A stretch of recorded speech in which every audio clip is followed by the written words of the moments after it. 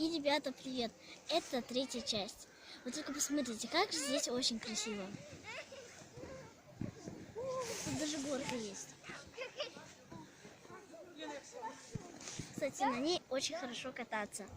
И еще на деревьях так хорошо лежит снег, как будто специально, как будто искусственный. И снегопад идет. Здесь очень-очень красиво. Посмотрите, какой же там туннель. Очень красиво. Всем пока.